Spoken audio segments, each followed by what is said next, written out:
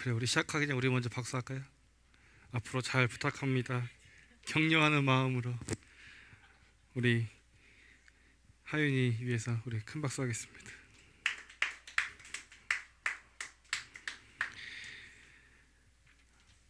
오늘도 우리 함께 최선을 다해 정말로 하나님이 받지 아니할 수 없는 그런 기쁨의 예배를 언제 하나님께 올려드리기를 원합니다. 그 마음 담아서 우리 사도신경으로 우리의 신앙을 고백하겠습니다. 전능하사 전지를 만드신 하나님 아버지를 내가 믿사오며 그 외아들 우리 주 예수 그리스도를 믿사오니 이는 성령으로 잉태하사 동정녀 마리아에게 나시고 본디오 빌라도에게 고난을 받으사 십자가에 못 박혀 죽으시고 장사한 지 사흘 만에 죽은 자 가운데서 다시 살아나시며 하늘에 오르사 전능하신 하나님 우편에 앉아 계시다가 저리로서 산 자 죽은 자를 심판하러 오시리라. 성령을 믿사오며 거룩한 공회와 성도가 서로 교통하는 것과 죄를 사하여 주시는 것과 몸이 다시 사는 것과 영원히 사는 것을 믿사옵나이다. 아멘.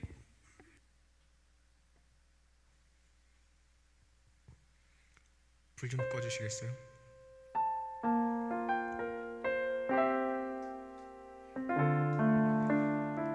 오늘 이 예배에 나오신 여러분들은 환영합니다.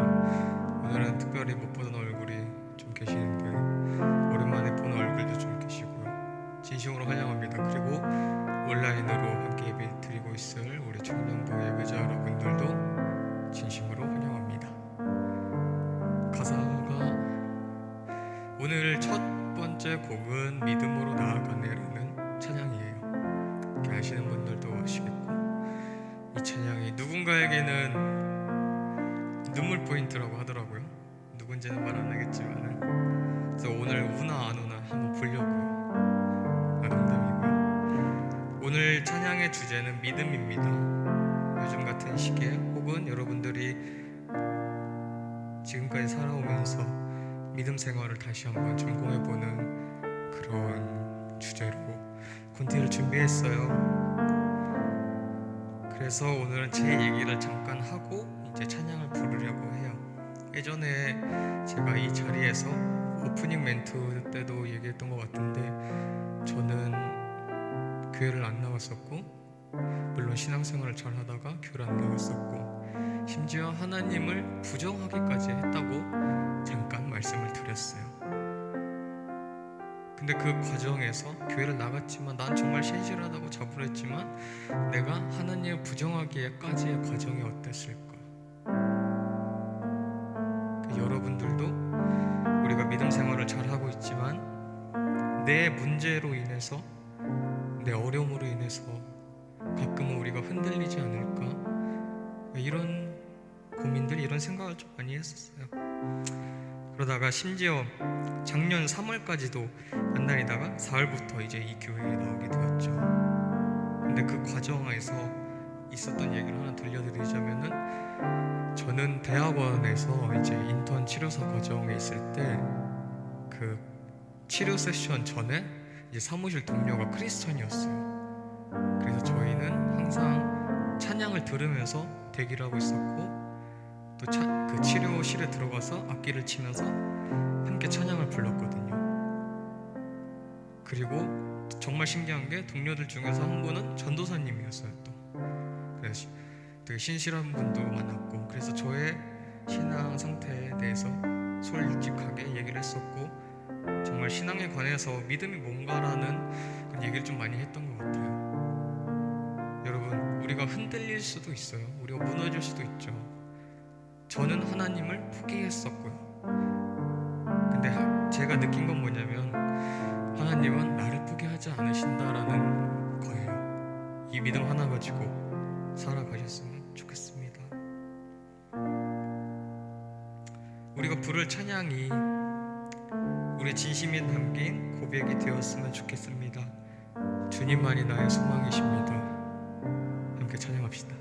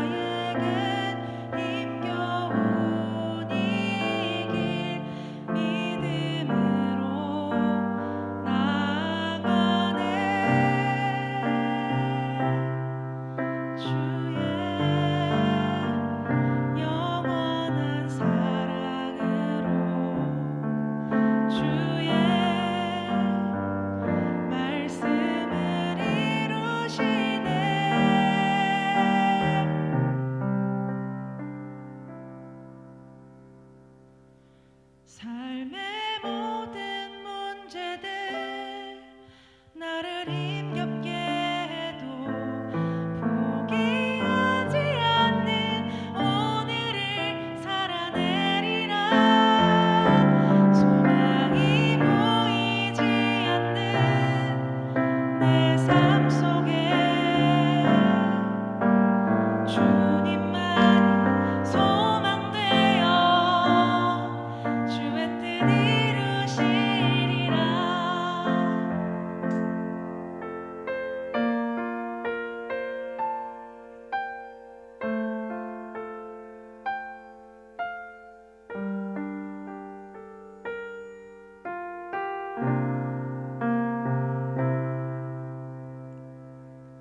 내 앞에 놓여진 상황 속에서 이겨낼 힘조차 없을 때 연약한 나에겐 힘겨운 이 길 믿음으로 나아가네. 주의 영원한 사랑으로 주의 말씀을 이루시네. 삶의 모든 문제들 나를 힘겹게 해도 포기하지 않는 오늘을 살아내리라. 소망이 보이지 않는 내 삶 속에 주님만이 소망되어 주의 뜻 이루시리라. 삶의 모든 문제들 나를 힘겹게 해도 포기하지 않는 오늘을 살아내리라. 소망이 보이지 않는 내 삶 속에 주님만이 소망되어 주의 뜻 이루시리라. 수많은 사람들 주를 따르네. 자신의 연약함 가지고 수많은 눈물의 시간 속에서 믿음으로 주를 보내. 이 시간에 우리 잠시 두 눈을 감고서 묵상하길 원합니다. 우리의 현재 믿음 상태가 어떤지, 우리 현재 신앙 상태가 어떤지, 그리고 내가 생각하는 믿음이 뭔지, 내가 생각하는 신앙이 뭔지, 그 변하지 않는 진리를 생각하면서 이 시간에 잠깐이나마 묵상을 하겠습니다.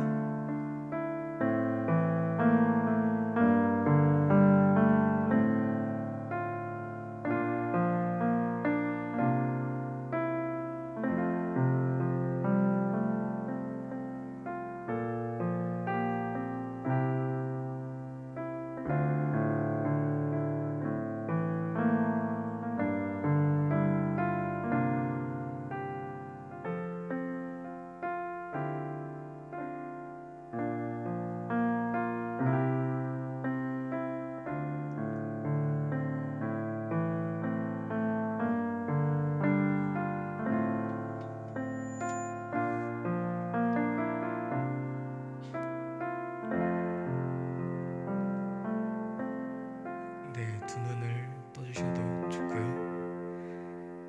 오늘 아까 서두에서 말씀드렸지만 오늘은 오랜만에 보는 얼굴들이 많다고 그랬는데 시간이 지날수록 또 오셔가지고 반갑습니다.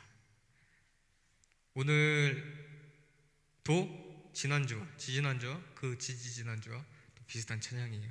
어쩌다 보니 계속 메들리가 된 것 같은데 오늘로써 이런 달달한 분위기는 끝입니다. 다음 주부터는 또 새로운 축복송을 가지고 축복을 할 건데요. 야고백 축복이라는 찬양이에요. 혹시 모르시는 분 계신가요? 네, 대답이 없으시니까 다 아시는 걸로 알겠습니다. 우리 옆 사람을 한번 바라보면서 오늘 또 오랜만에 오신 분들도 많이 계신데 너는 혹은 당신은 하나님의 축복입니다. 한번 얘기해 볼까요?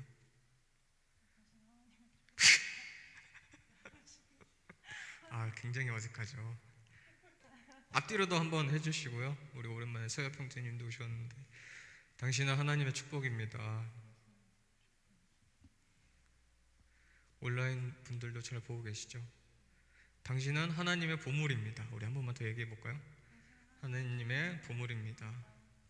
우리 앞뒤로도요. 예찬님 지금 혼자 저만 쳐다보고 계시는데 당신은 하나님의 보물입니다.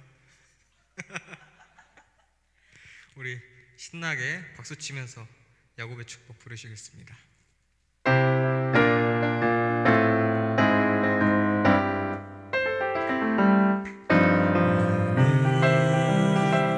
담장 너머로 뻗은 나무 가지에 푸른 열매처럼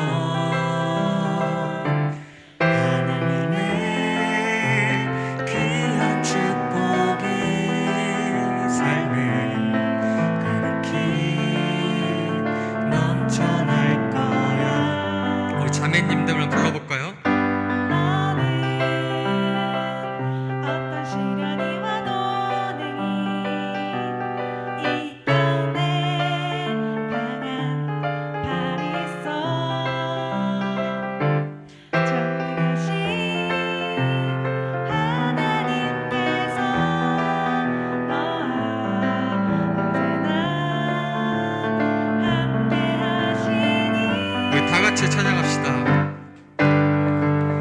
너는 하나님의 사랑 아름다운 하나님의 사랑 나는 널 위해 기도하며 내 길을 축복할 거야.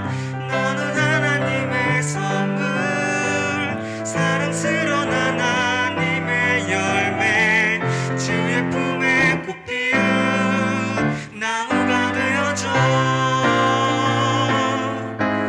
자, 다시 부를 텐데요. 이번에는 형제님들만 한번 불러봅시다. 너는 담장 너머로 뻗은 나무 가지에 푸른 열매처럼 하나님의 귀한 축복이 삶에 가득히 넘쳐날 거야. 지금은 다 같이 해볼게요. 너는 어떤 시련이 와도 능히 이겨낼 강한 발이 있어 전능하신 하나님께서 너와 언제나 함께 하시니 너는 하나님의 사랑 아름다운 하나님의 사랑 나는 널 위해 기도하며 내 길을 축복할 거야. 너는 하나님의 선물 사랑스러운 하나님의 열매 주의 품에 꽃 피운 나무가 되어줘. 너는 하나님의 사랑 아름다운 하나님의 사랑 나는 널 위해 기도하며 내 길을 축복할 거야. 너는 하나님의 선물 사랑스러운 하나님의 열매 주의 품에 꽃 피운 나무가 되어줘.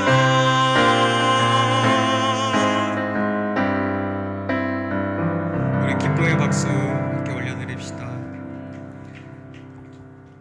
제가 부르면서 항상 느끼는 건데 이렇게 여러분들이랑 이렇게 얼굴 한 번씩 보면은 가끔씩은 저랑 아이 컨택이 돼서 그 순간 흠칫하시는 분들 계셔서 웬만하면은 이제 눈을 안 보고 부르려고 했는데 이 찬양이 너무나 은혜스러워서 여러분들 얼굴 한 분 한 분 보면서 부르니까 더 좋았습니다. 다음 찬양 하시겠습니다.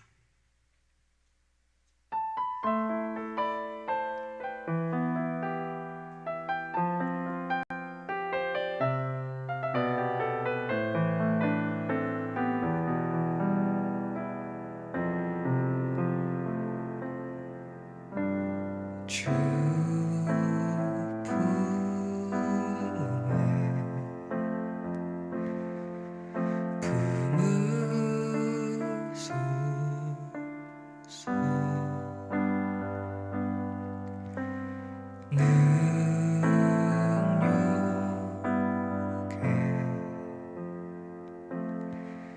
발로 덮으소서. 거친 파도 날 향해 와도 주와 함께 날아오르리. 폭풍 가운데 나의 영혼 잔잔하게 주를 보리라.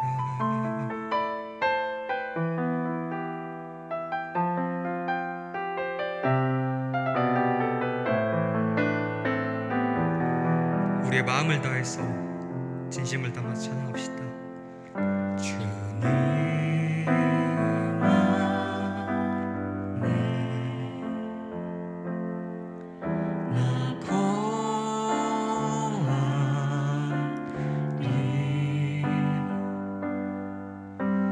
주는요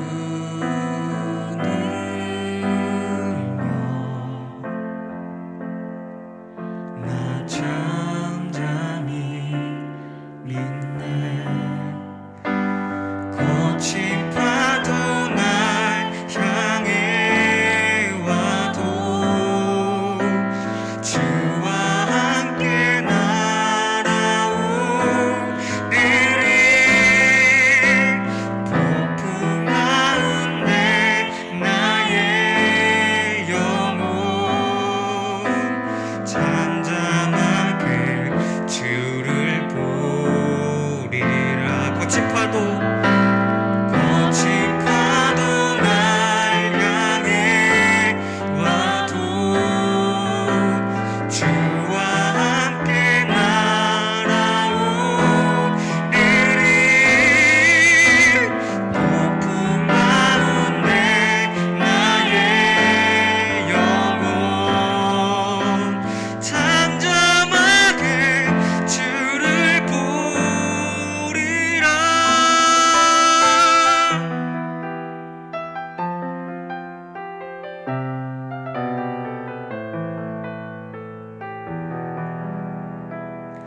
우리의 목소리로만 부릅시다. 거친 파도.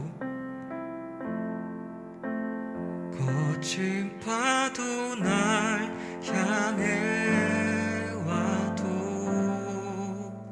주와 함께 날아오르리.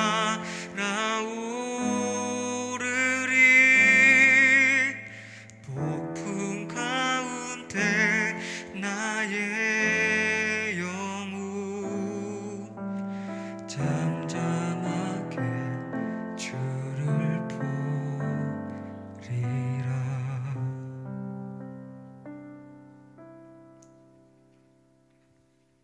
우리의 믿음이 흔들리려 할 때 더욱더 주님께 나아가네. 주는 나의 도움이시며 주의 계획 영원하시네. 주의 위엄 앞에 믿음으로 순종해 예배드리리. 우리의 진심으로 고백했으면 좋겠어요. 그리고 우리 마음이 이 가사처럼 됐으면 좋겠고요. 함께 진심을 다해서 온 마음을 다해서 찬양합시다.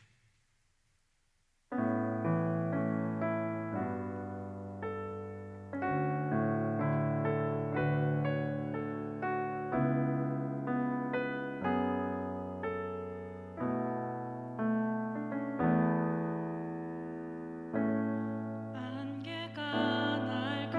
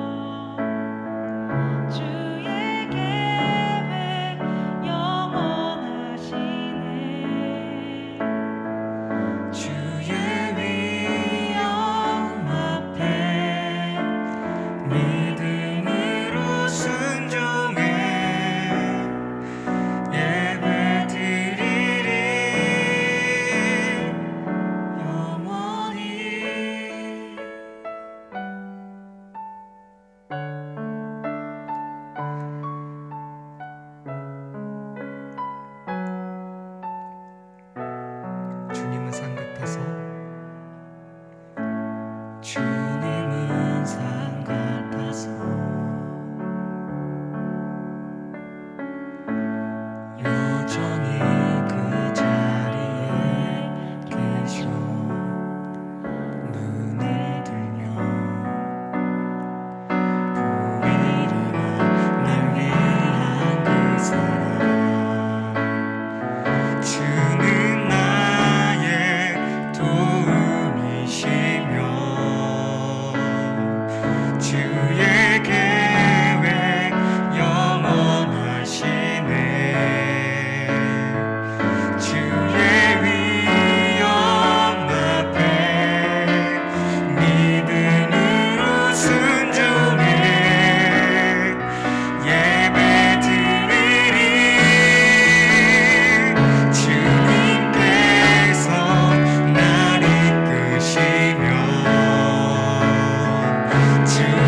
항상 함께 하시네 주의 사랑 앞에 믿음으로 순종해 예배드리리 주님 나의 주는 나의 도움이시며 주의 계획 영원하시네 주의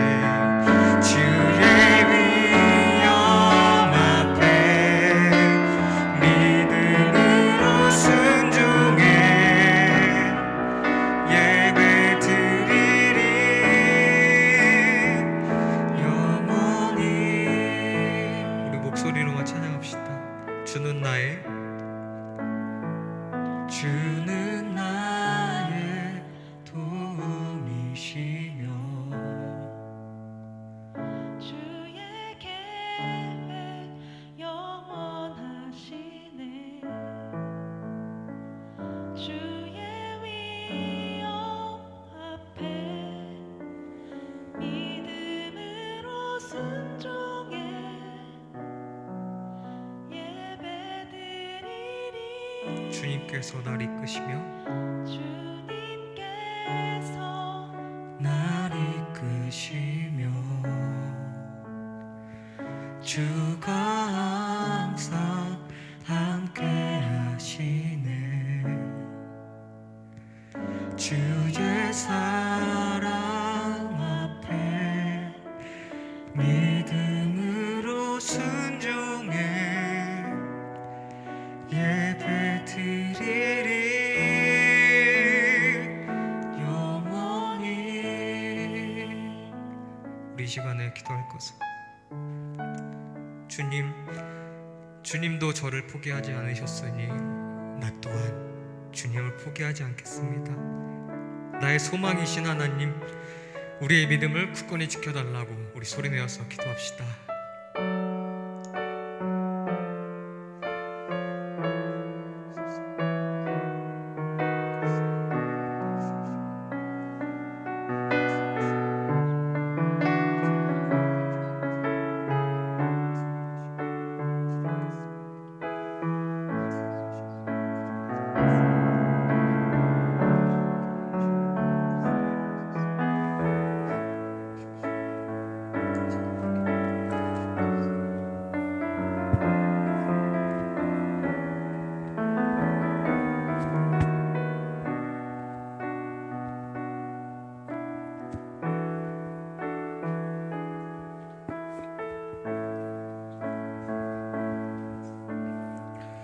하나님, 오늘도 주님을 예배하기로 합니다.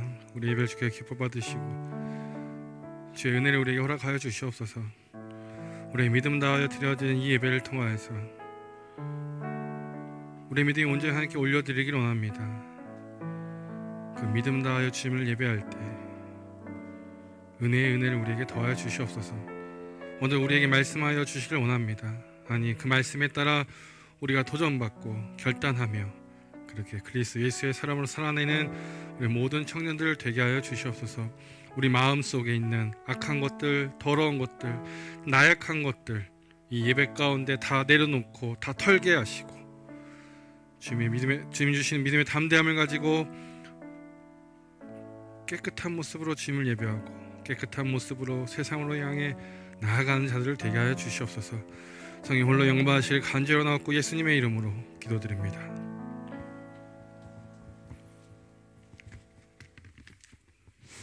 오늘 하나님께서 저희에게 주신 말씀은 창세기 17장 7절부터 11절 말씀입니다. 창세기 17장 7절부터 11절 말씀입니다.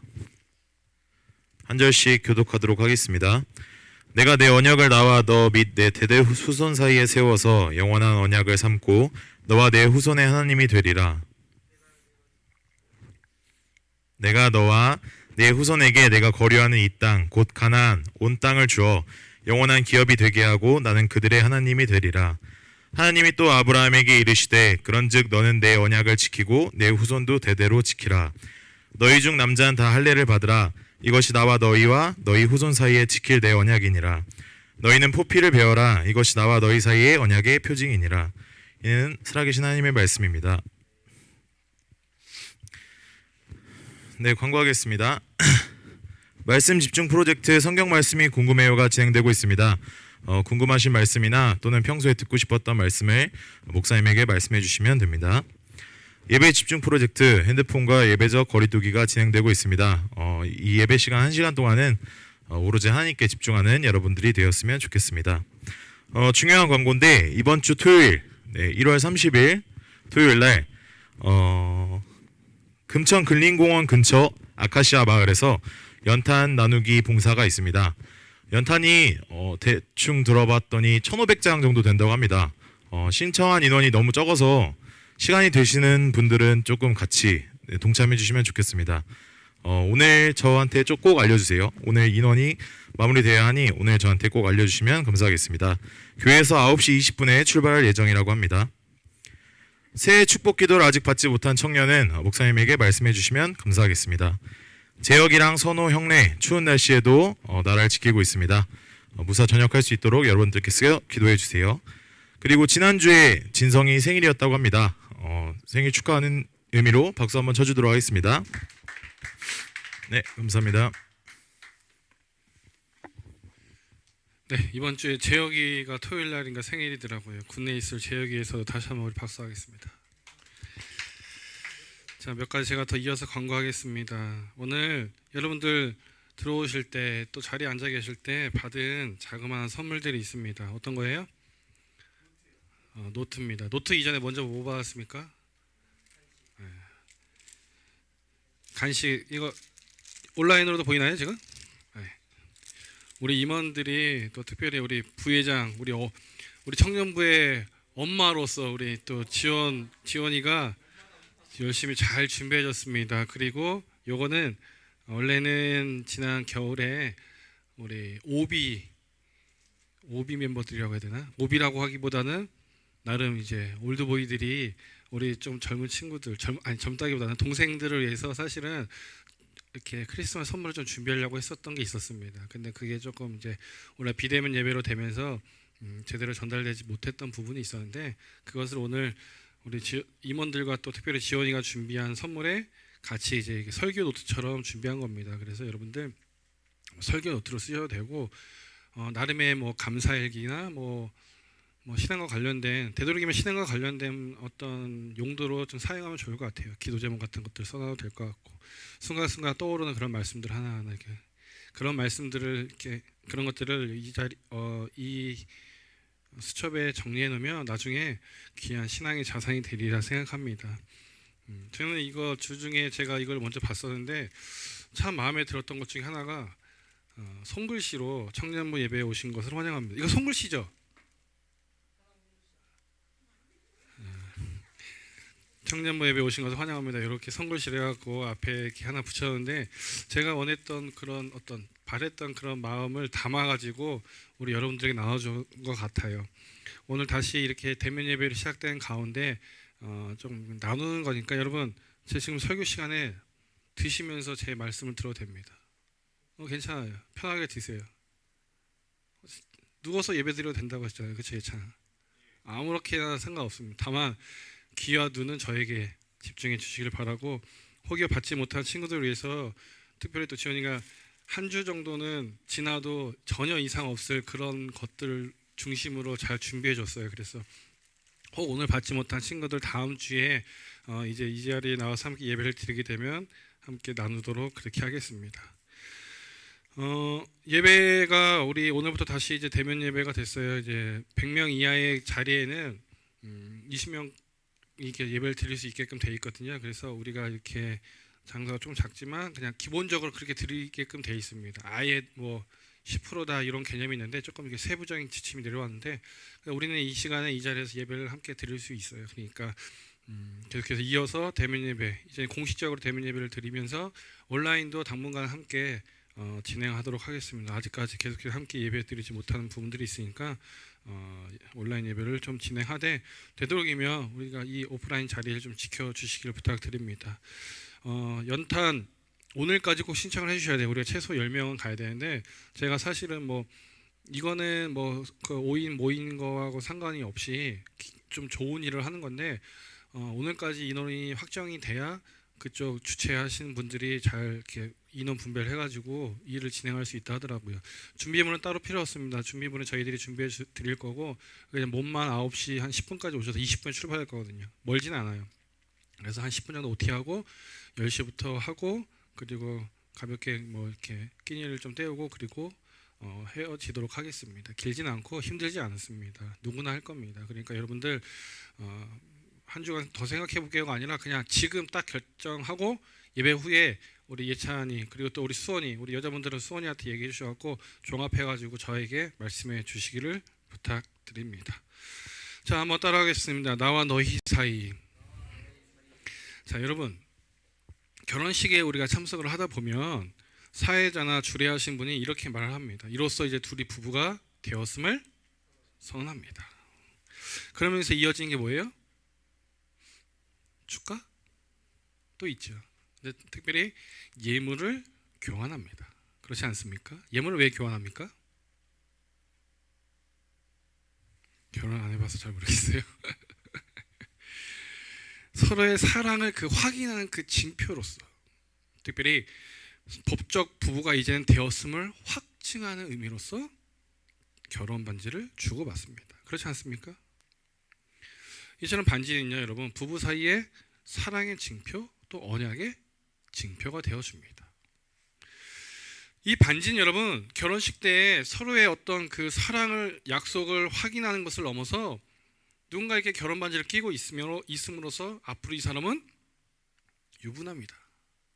이 사람은 유부녀다라는 것을 누군가에게 보여주는 역할도 합니다. 그렇지 않아요? 가운데 손가락에 끼고 있으면 저 정도 나이에 저는 없잖아요, 그렇죠? 근데 끼면 아 목사님 결혼하셨네 이렇게 있죠. 불쌍한 눈으로 쳐다봐요. 일반적으로 누군가를 대할 때 왼쪽 넷째 손가락에 반지를 끼고 있으면 결혼을 했거나 혹은 연인이 있구나라고 추측합니다. 어쨌든 사랑하는 사람이 있구나를 추측해요. 누군가가. 그래서 예전에는 일찍 결혼한 남자들이 사실 친구들이랑 저희 때는 사실 그런 게 별로 덜한 것 같은데 우리 부장님 때는 어땠는지 모르겠어요. 그런 이야기들이 있었습니다. 그나마 좀 일찍 결혼한 친구들 중에 내가 좀 일찍 결혼했다 그러면 친구들이랑 놀고 싶어갖고 반지를 빼고 밤에 놀러 갔다가 잃어버리는 그런 우픈 얘기들을 듣곤 했습니다. 그런 일들이 있었다고 그래요. 그리고 그것도 이제 얘기하는 거, 아 화장실에서 손 씻다가 빠져버렸다 이렇게 이야기 하더라고요. 연인 사이에도 그렇게 얘기하지 않습니까, 여러분? 결혼 반지는 아니더라도 사실 연인 사이에 커플링을 낀 모습들을 우리가 많이 봐요. 우리 중에는 커플링 낀 친구들 있나요? 커플링을 서로 미안합니다. 제가 괜한 걸 물어봤습니다.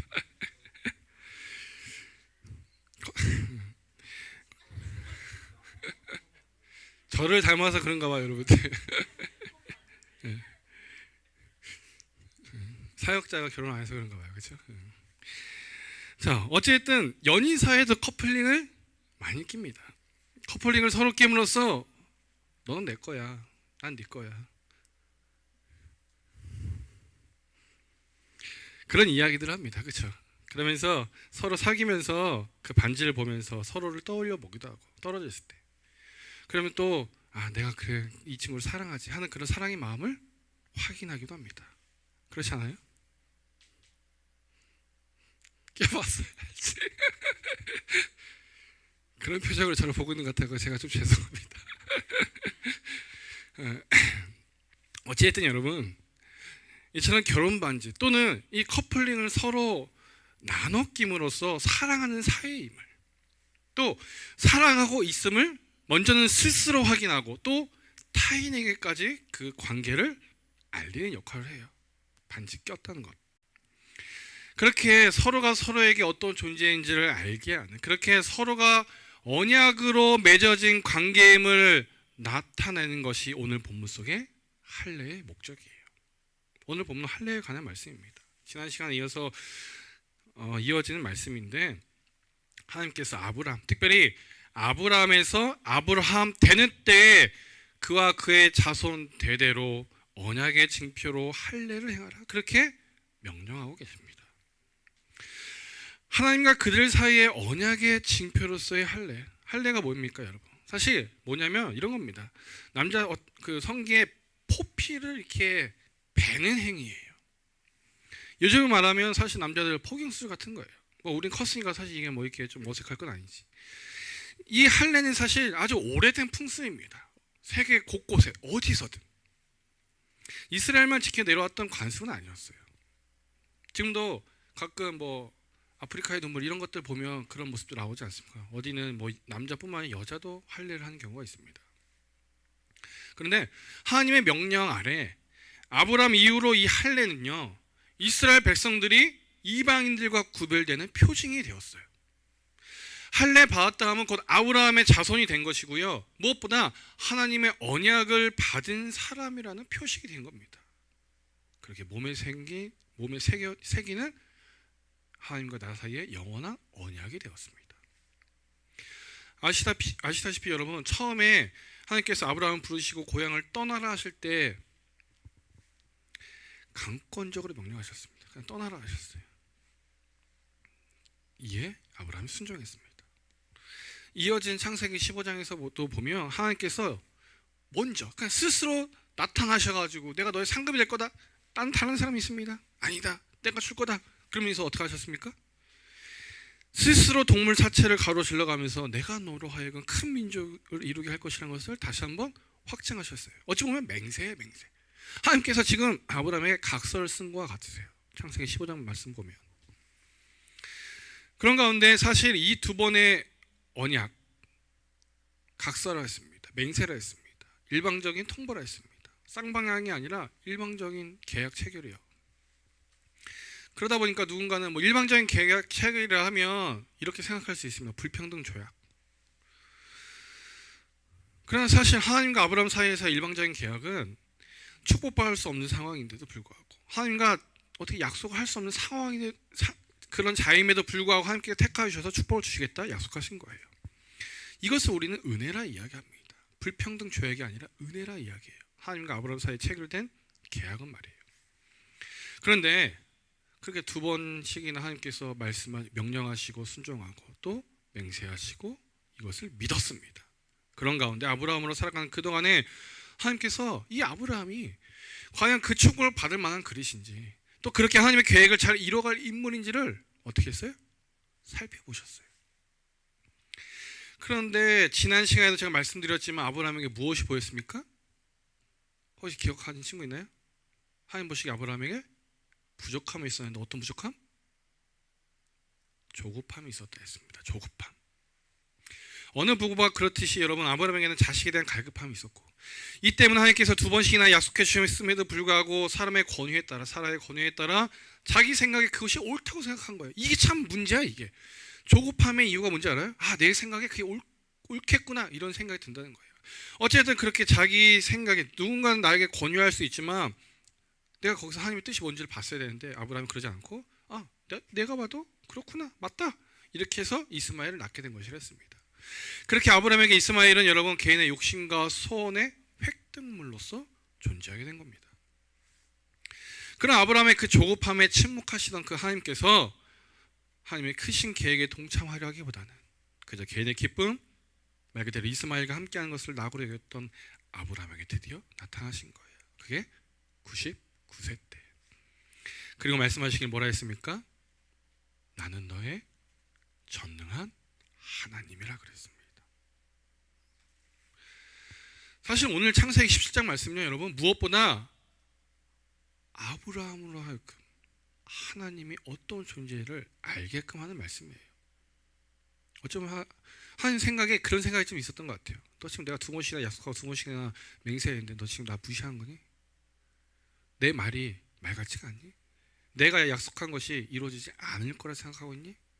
아마 하나님 생각에 그런 마음이 있으셨던 것 같아요. 인간적인 생각에는 꼭 그런 건 아니시겠지만 그런 가운데 딱 17장에 나타나서 이렇게 말씀하신 거예요. 나는 전능한 하나님이라. 무슨 말입니까? 전능한 하나님, 능치 못함이 있다 없다? 없다. 뭐든지 다 하실 수 있다. 이걸 먼저 지금 아브라함에게 말씀하고 계신 거예요. 그런 가운데 내 앞에서 행하여 완전하라. 무슨 말이라 했습니까? 넌 내 앞에서 똑바로 행하지 아니하였다. 그렇게 다시금 나타나셨을 때 여러분, 하나님 아브라함과 언약을 다시 맺고 계신 겁니다. 내가 보니까 너 안 되겠어. 계약 다시 맺자.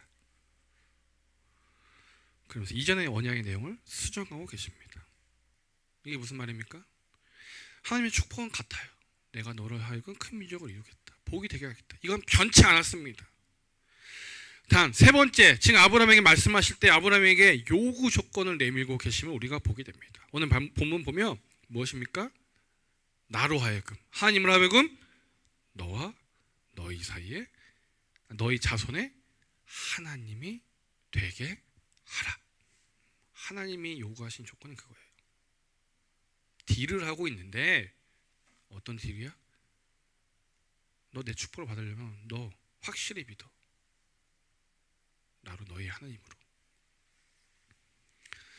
이전의 언약이요, 쉬운 말로 상호간의 계약이라기보다는 하나님만의 각서와 같은 그런 개념이었다면 이제는 아브라함 또한 지키고 행하여야 할 조건이 생긴 거예요. 이제 그 전에 하나님의 말씀을 믿었다면, 그것으로 순종한 거라면 이제는 스스로 행하여야 될 행동이 주어진 거랍니다. 행동 거지가 하나님 앞에 보여야 할 모습이 이제는 필요한 거예요. 축복을 얻기 위해서는. 그러니까 처음부터 잘하면 그런 일이 없었을 텐데, 그렇죠?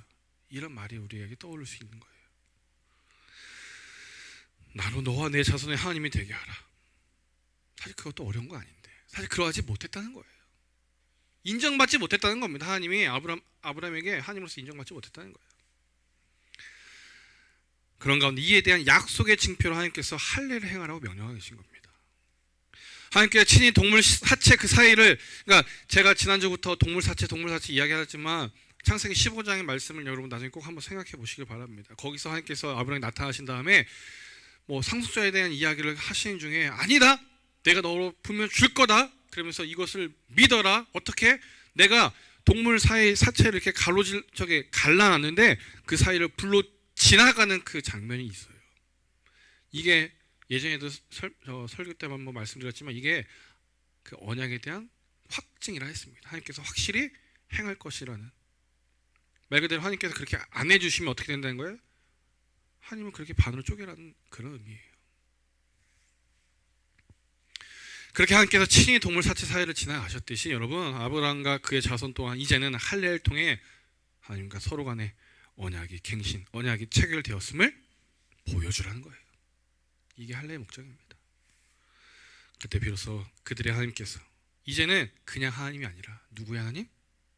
아브라함과 그의 자손들의 하나님 대신 그분께서 그들과 한 약속을 이어가시겠다. 그런 가운데 할례를 통해서 여러분, 아브라함 하나님께 자신의 믿음을 이제는 보여야 했습니다. 믿음을 보여야 했다는 거예요. 그런 맥락에서 할례는 이런 거예요. 사실 내가, 오늘날 말로 바꾸면 내가 하나님의 사람임을 드러내는 증거예요. 우리가 지금 다 뵐 수는 없지 않습니까? 오늘날 내가 할례를 받고 살아간다는 것, 내가 하나님의 사람임을 드러내는 증거가 있어야 된다는 거예요. 어찌 보면 여러분 이 할례 자기 몸에 가장 소중한 부분이에요. 남자에게 있어서 가장 약한 부분이에요. 남자에게 있어서 그 부위에 칼을 댐으로써 나는 하나님의 사람이라는 것을 드러내는 겁니다. 가장 소중하면서 가장 약한 부분이에요.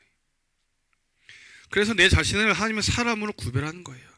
그래서 행동거지를 하나님께 속한 자답게 이제는 완전히 행할 것을 결단하는 겁니다. 이게 할례를 행하는 이유와 목적이에요.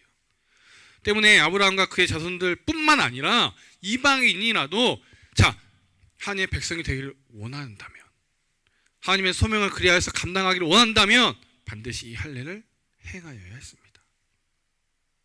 할례, 하나님의 축복을 넘어 하나님의 사람임을 증명해내는, 어찌 보면 주민등록증과 같은 거예요. 지금도 여러분 할례 의식이 세계 곳곳에서 행하여지지만 중요한 것은 여러분 그 할례의 의미가 무엇이냐를 여러분 분명히 아셔야 된다는 거예요. 단순히 여러분 보건 의료적, 우리나라는 보건 의료적으로 그렇게 행합니다. 또는 성령이 되었으면 그냥 알리는 의식으로서 할례가 행해지는 경우도 있어요. 그런데 오늘 말씀 속에서 이 할례는 그런 의식으로서의 할례가 아니라 하나님과 언약을 맺은 사이로서 이제 내가 하나님의 사람으로 살아갑니다.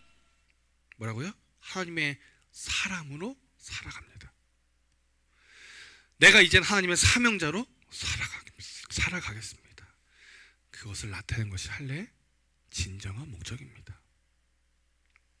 그냥 언약이 체결된 것만으로 끝이 아니라, 그렇다면 어떤 언약이 체결된 거냐?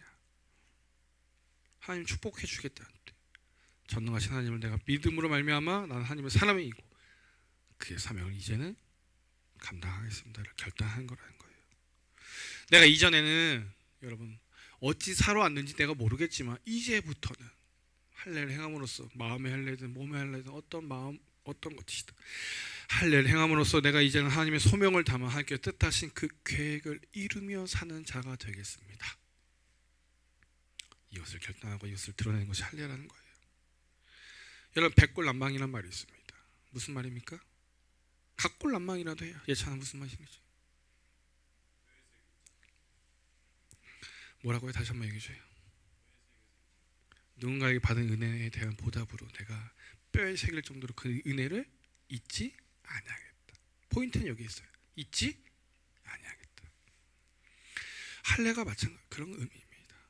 남자의 가장 중요한 부위에 손을 대므로 더욱 그 뜻을 새기면서 마음의 중심을 담고 살아간다는 거예요. 그런 가운데 할례가 우리에게 의미하는 바는 뭐냐면 단순히 자기 혼자만 고백하고 결단하는 데에만 있지 않다는 겁니다. 앞서서 결혼 반지나 커플 반지 뭐라 했습니까? 스스로도 사랑에 대한 확인하지만 그러나 누군가에도 난 사랑하는 사람이 있다, 결혼해왔다는 것을 알려주는 거라 했습니다. 마찬가지예요.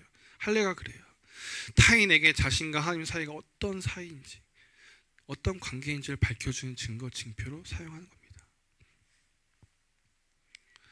앞서 제가 자꾸 남자의 중요한 부위라 했어요. 그러니까 꼭꼭 숨겨둬야지. 하나님과 나하고 한 약속은 하나님과 나만 알아야지. 이런 개념이 아니야, 여러분. 그 할례를 받음을 통해 내가 고백한 그 사실을 나는 하나님의 사람임을 알리라는 거예요. 꼭꼭 숨겨서 혼자만 알라가 아니라 마음껏 알리라는 거예요. 여러분 낙인이라는 말이 있습니다. 낙인이 뭐예요? 세부치 도장 같은 거예요. 세부치로 만들어서 불에 담근 후에 사람이나 가축에 찍는 도장을 뜻합니다. 보통 언제 많이 봤어요? 뭐 요즘에 1등급, 2등급, 3등급, 뭐 투풀, 원풀 뭐 이런 것도 예전에는 그렇게 찍었겠죠. 또 사람에게 찍을 때는 어떻게 쓴 거예요? 죄인이나 혹은 노예 이런 사람들에게. 그것도 옛날 추노 같은 거 보면 도망간 사람 이렇게 여기 찍어가지고 뭐 범죄자다 이런 것들 보이지 않습니까? 그 사람의 신분이나 그 사람의 존재를 나타낼 것으로 낙인을 찍습니다. 어찌 보면 여러분 부정적인 의미가 조금 담겨 있지만 실제는 어떤 존재인지를 알게 하는 데 있어요. 낙인을 찍는 이유가 바로 이 할례가 그런 거예요. 자신에게는 하나님과 맺은 언약의 징표라면 타인에게 있어서는 바로 이 할례가 자신의 존재에 대해서 알려주는 지표가 된다 이겁니다. 근데 어떻게 알립니까? 요즘에 우리가 우리의 삶의 하나님의 소명을 감당함으로 우리는 알리는 겁니다. 오늘날의 언어를 바꿔 말하면 여러분, 하나님의 사람으로 우리가 살아가되 우리 삶에 하나님의 계획하심과 소명이 드러나야 한다는 거예요. 우리의 삶을 통해서. 이것이 할례받은 자의 모습이라는 겁니다. 여러분, 페르소나란 말이 있어요. 페르소나. 뭐냐면 이게 좀 어려워 사실. 그리스 어원을 보니까, 헬라 어원을 보니까 가면을 뜻합니다. 가면. 그래서 외적, 심리학적 말로 보면 외적 인격 또는 가면을 쓴 인격, 뭐 이렇게 보면 이중인격자 같아요. 나쁜 것 같아요. 부정적인 의미 같습니다. 그런데 이 페르소나라는 단어가 여러분 참 다양한 방면에 쓰입니다. 그런 가운데 특별히 저는 이 영화 용어로서의 페르소나를 즐겨 쓰고 또 뭐랄까 함께 생각해 보고자 하는데, 영화에서 페르소나를 하면 영화 감독 자신의 분신과도 같은 존재예요. 감독의 자아상, 또 영화의 자아상과도 같은 존재입니다. 그래서 그 페르소나를 통해서 감독이 표현해내고자 하는 바를 어떻게 해요? 어떤 특정 배우를 통해 나타나게 하는 겁니다. 그래야 해서 감독의 의도, 생각을 잘 읽어내므로 계속해서 그 감독에게 쓰임받는 일을 가르쳐서 누구누구의 페르소나라 이렇게 이야기하는 거예요. 그 감독의 간판 배우, 대표 배우 이런 게 되는 겁니다. 이게 페르소나예요. 감독의 의중을 잘 알고 그대로 잘 행한다는 거예요. 감독이 이렇게 했으면 좋겠다 하면 그냥 알아서 척. 또 감독이 이런 계획을 갖고 있다 하면 감독님 뭐를 원하십니까? 이러면 탁척 이렇게 되는 겁니다.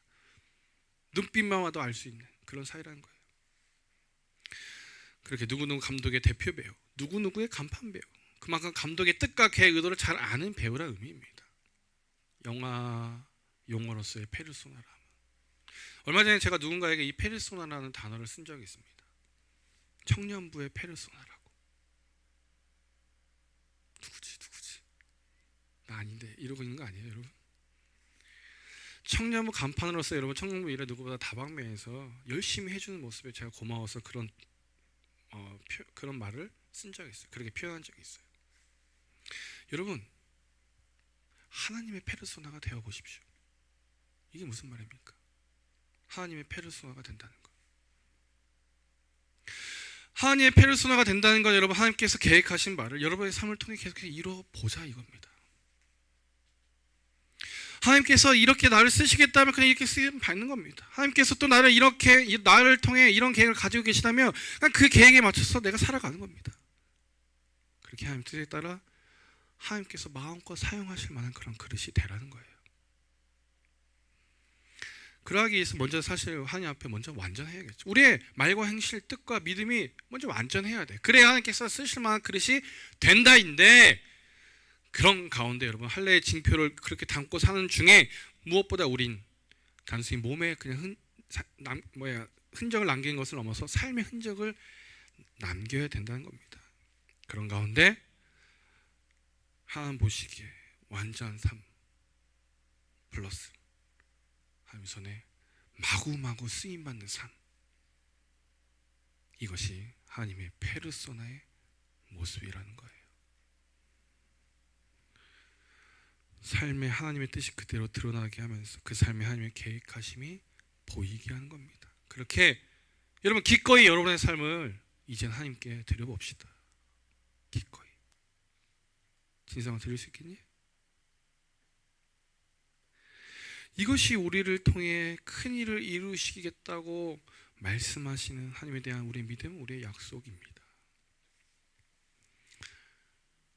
오늘 말씀의 제목을 여러분 나와 너희 사이라 정해보았어요. 오늘 본문에 나와 있는 글귀예요. 나와 너희 사이. 즉 여러분과 하나님 사이 어떤 사이입니까 지금? 아니면 어떤 사이가 앞으로 되어야겠습니까? 오늘 말씀에 언약을 맺었다고 계약을 체결했다고 해서 단순히 동등한 사이다, 나 하나님과 맞짱 뜰 수 있다, 이런 개념이 아니야 여러분. 여러분과 하나님 사이에 언약으로 맺어진 관계이되 그 언약을 이루기 위해서 먼저는 여러분 완전함을 보이시기 바랍니다. 완전함을. 나아가서 하나님의 뜻대로 움직이고 살아가면서 하나님이 주시는 소명을 이뤄가는 하나님의 페르소나가 되어 보시길 바랍니다. 이게 나와 하나님 사이의 관계, 여러분과 하나님 사이의 관계가 되어야 됩니다. 저의 페르소나가 되라는 말 절대 하지 않습니다. 제 속을 썩이는 한이 있더라도 하나님의 페르소나가 되어 보십시오. 하나님 손에 하나님께서 쓰시겠다 하는 그 모습, 하나님께서 원하시는 그 모습을 살아내 보시라는 거예요. 말씀했습니다, 여러분. 지난 시간에 여러분 우리는 아브라함에서 아브라함이라는 제목으로 함께 말씀을 좀 나눴어요. 그때 내 앞에서 완전히 행하라. 여러분, 하나님께서 아브라함에게 살아가면서 나름의 딸을 앞으로 살아가면서 지켜야 할 인생의 좌우명을 주신 것이라 했어요. 내 앞에서 행하여 완전하라는 것. 왜 주셨습니까? 왜 주셨다고요? 하나님으로부터 의롭다함을 잊고 언약의 말씀을 받았지만, 그런데 하나님 보시기에 축복을 받은 그릇이 되기를, 하나님께서 아브라함으로 하여금 그 축복을 받음으로 하나님의 뜻을 이뤄갈 그릇을 갖추길 기다리고 계셨던 거예요. 여러분, 혹여 하나님을 믿고 예배하는 중에 하나님 주신 약속과 비전이 있는데 그것이 더디 이루어진다고 여기서는 아니대요. 하나님 주신 약속과 비전이 더디 이루어진 그것은 그만큼 하나님께서 먼저 우리 인생이 새로워지기를 기다리고 계신 것입니다. 기다리고 계신 겁니다. 우리가 기다리고 있는 게 아니라 하나님께서 기다리고 계신 거예요. 그 하나님께, 사랑하는 여러분, 기다리시는 그 하나님께 여러분의 믿음을 온전히 보이시길 바랍니다. 그렇게 온전한 믿음을 보이는 것, 먼저 완전 행하되 뜻에 따라 살아가는 것, 피노키오가 아니에요.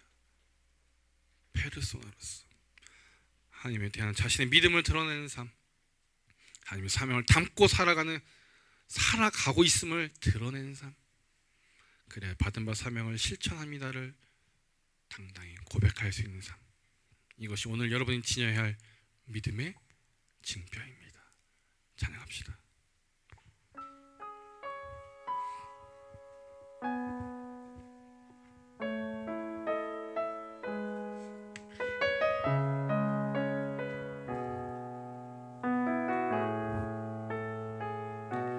주의 약속이 어딜까요도 나의 자리를 힘써 지키리. 주의 마음에 합한 자 되어 그 길 기꺼이 나 걷게 하소서. 주의 계획은 성실하시니 나의 고백을 온전케 하니 주의 나라가 세워짐을 바라며 모든 것 기꺼이 주께 드리네. 내 마음 하시는 주님, 힘겹게 비워낸 바램들 다 내려놓고 주의 위로 전하며 그 신실하신 바라보리. 주 마음 아는 자 되리. 주님의 일하심 비추는 그 통로 되어 주의 나라 위하여 내 소망 넘어 주 뜻이를. 처음부터 다시 한번 통합시다. 찬양합시다. 주의 약속이 아득하여도 나의 자리를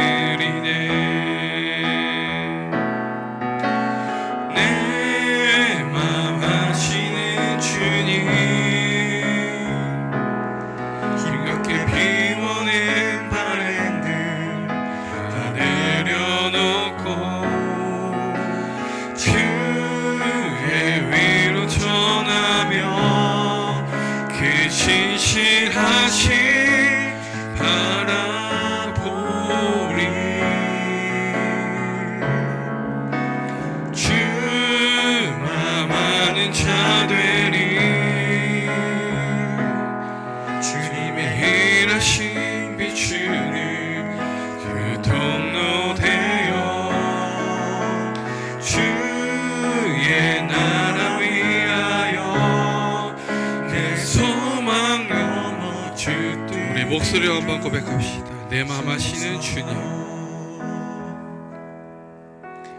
내 맘 아시는 주님 힘겹게 피워낸 바램들 다 내려놓고 주의 위로 전하며 그 신실하신 바라보리 주 맘하는 자들이 주님의 일하신 비추는 그 통로 되어 주의 나라 위하여 내 소망 넘어 주 뜻 이루 한번 묻겠습니다. 여러분, 기꺼이 줄게, 기꺼이 그렇게 주님께 여러분의 인생을 내어놓을 수 있겠습니까? 그래 결단하십니까? 바라기는 먼저 하나님의 은혜와 사랑 가운데 여러분 각자에게 주신 비전과 약속의 말씀이 있기를 주의 이름으로 축복합니다. 그런데 그 약속의 말씀과 그 축복 기다리는 가운데 왜 이루어지지 않을까? 우리 조급해야 합니다. 그런데 그럼에도 불구하고 내가 나의 소원, 나의 욕심을 잠시 내려놓고 하나님 원하시는 삶을 내가 살아가기로 결단하고 있는지 이 시간, 이 한 주 묵상했으면 좋겠습니다. 그리고 정말 그렇게 결단했으면 좋겠습니다. 내 보여지는 모습이 어떠한지, 누군가에게 손가락질 당하는 그런 모습, 누군가에게는 왜 저것밖에 안 되는 모습, 이럴 수 있지만 그러나 하나님의 손에 쓰임 받는다면 그 인생 정말 귀한 인생일 겁니다. 아니 그렇습니까 여러분? 기도합시다. 하나님, 기꺼이 우리의 인생을 하나님을 위해 사용하는 믿음 이 시간 온전히 올려드립니다. 하나님, 그 믿음 주께 기뻐 받으시고 축복하사 우리 인생 더욱더 형통하고 복된 인생 되게 하여 주시옵소서. 주님 손에 쓰임 받을 정도로 귀한 그릇 되게 하여 주시옵소서.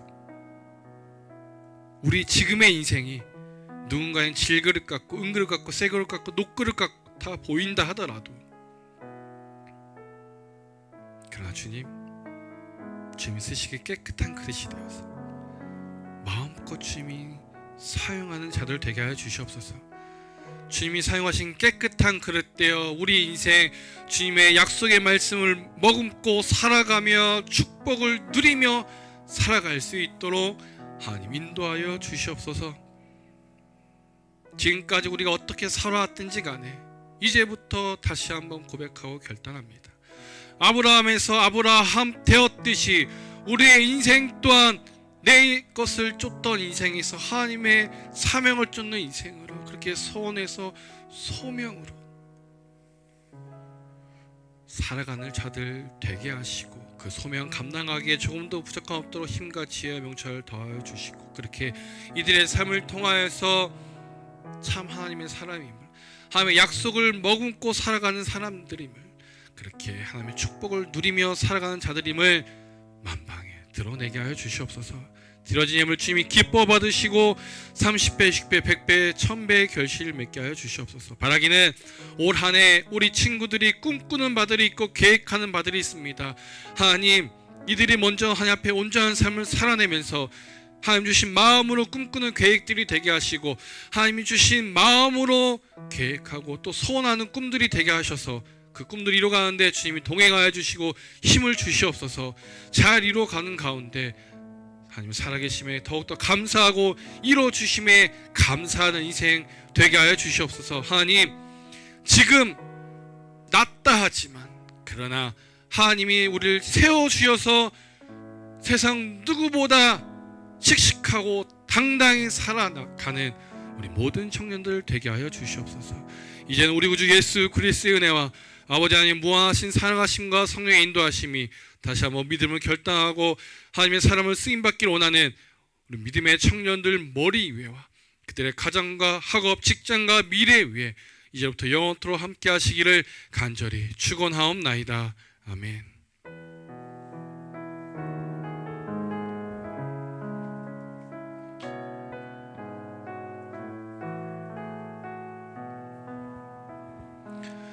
네, 이상으로 예배를 마치겠습니다. 오늘도 함께 해주신 여러분 감사드리고, 저는 항상 감사한 거지만 하나님 보시기엔 당연한 일이라는 거 꼭 기억하시고, 다른 거 없습니다. 오늘 말씀 하나님의 페르소나라, 이 말씀 한 구절 이 한 주 깊이 묵상하시면서 내가 어떻게 하면 하나님 손에 쓰임 받을까 고민하시길 바랍니다. 다음 주에 만납시다.